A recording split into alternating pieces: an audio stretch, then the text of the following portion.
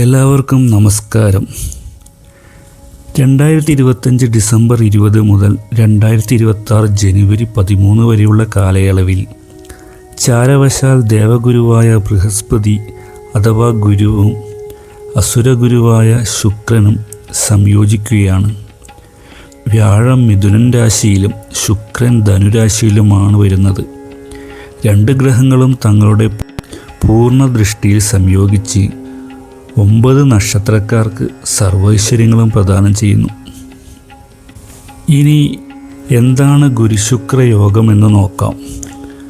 ഗുരുവും ശുക്രനും ഒരുമിച്ച് വരുമ്പോഴാണ് ഇങ്ങനെ സംഭവിക്കുന്നത്. ഇത് ഒരു അപൂർവമായ യോഗമാണ്. ഇങ്ങനെ സംഭവിക്കുമ്പോൾ ചില രാശിക്കാർക്കും ചില നക്ഷത്രക്കാർക്കും അതിൻ്റെ പൂർണ്ണ ഫലവും മറ്റു ചിലർക്ക് ഭാഗികമായ ഫലങ്ങളും ലഭിക്കുന്നു. ഈ യോഗം സാമ്പത്തിക നേട്ടങ്ങൾ, തൊഴിൽ പുരോഗതി, പെട്ടെന്ന് കൈവരുന്ന ഭാഗ്യം, സർവൈശ്വര്യം എന്നിവ പ്രദാനം ചെയ്യുന്നു. ബൃഹസ്പതി ദേവഗണങ്ങളുടെ ഗുരുവും ശുക്രൻ അസുരഗണങ്ങളുടെ ഗുരുവുമാണ്. രണ്ടുപേരും ഒരുമിക്കുന്നത് ഐശ്വര്യദായകമാണ് എന്നാണ് ജ്യോതിഷത്തിൽ പറയുന്നത്. ഈ യോഗം അപ്രതീക്ഷിതമായ സാമ്പത്തിക നേട്ടം അല്ലെങ്കിൽ മുടങ്ങിക്കിടന്നിരുന്ന വളരെ കാലമായി തീർപ്പാകാതെ നിന്നിരുന്ന സാമ്പത്തിക പ്രശ്നങ്ങൾക്ക് ഒരു പരിധിവരെ ഉടനടി പരിഹാരം കൊണ്ടുവരുന്നു. കാലങ്ങളായി ഭാഗിക്കാതെ നിൽക്കുന്ന കുടുംബസ്വത്തിൻ്റെ കാര്യത്തിൽ തിടുക്കത്തിൽ തീരുമാനമാവും. തൊഴിൽ രംഗത്ത് മുടങ്ങിക്കിടന്നിരുന്ന പ്രൊമോഷൻ അല്ലെങ്കിൽ അതിൻ്റെ സാധ്യതകൾ തുറന്നിടുകയും ബിസിനസ്സുകളിൽ നല്ല വളർച്ചയോ പുതിയ മേഖലകളിലേക്കുള്ള പ്രവേശനമോ സാധ്യമാവും. ഏറ്റവും കൂടുതൽ ലാഭം അല്ലെങ്കിൽ ഭാഗ്യം ഉണ്ടാവാൻ പോകുന്നത് മീനൻ രാശിക്കാരായ പൂരുരുട്ടാതി, ഉത്രട്ടാതി, രേവതി നക്ഷത്രക്കാർക്കാണ്.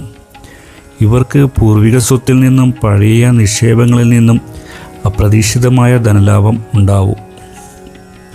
പുതിയ വരുമാന സ്രോതസ്സുകൾ തുറന്നു വരും. കുടുംബത്തിൽ ഐക്യവും സമാധാനവും ഐശ്വര്യവും കടന്നു വരും. വിദ്യാർത്ഥികൾക്ക് ഉന്നത വിജയവും അവരുടെ അധ്വാനത്തിനുള്ള പ്രതിഫലവും ഭാഗ്യവും ഈ സമയം ഉരുത്തിരിഞ്ഞു വരുന്നതാണ്.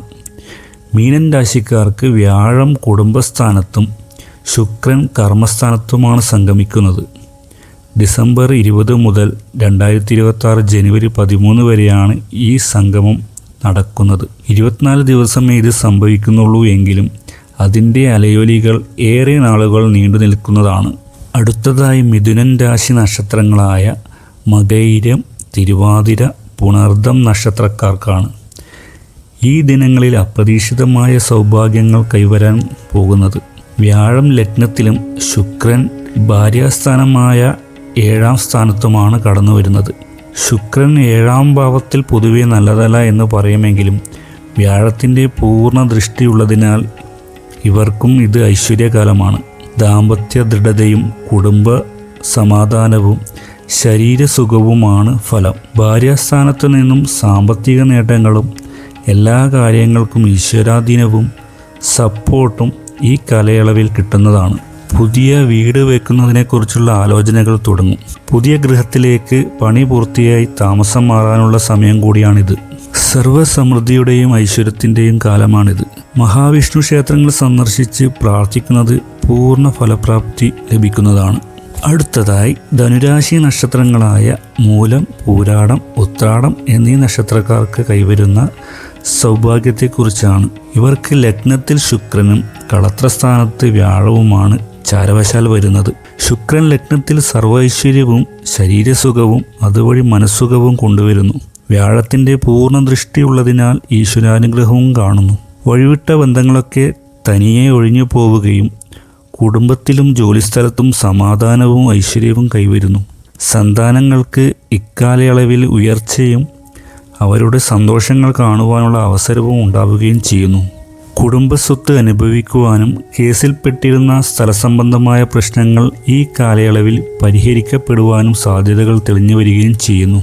പൊതുവിൽ ഈ 9 നക്ഷത്രക്കാർക്ക് ഗുരുശുക്ര സംയോഗത്തിൻ്റെ 24 നാളുകൾ ഐശ്വര്യപൂർണവും ദൈവാനുഗ്രഹം നിറഞ്ഞതുമായിരിക്കും. ഈ സമയങ്ങളിൽ ചെയ്യുന്ന സൽക്കർമ്മങ്ങൾക്ക് പ്രത്യേക അനുഗ്രഹം ലഭിക്കുകയും ചെയ്യുന്നു. ദാനധർമ്മങ്ങളും സത്യസന്ധതയും പാലിക്കുകയും ക്ഷേത്രദർശനം നടത്തുകയും ചെയ്താൽ തങ്ങളുടെ സന്താനങ്ങൾക്ക് ദീർഘകാലയളവിലേക്ക് അതിൻ്റെ ഗുണഗണങ്ങൾ ലഭിക്കുകയും ചെയ്യുന്നു.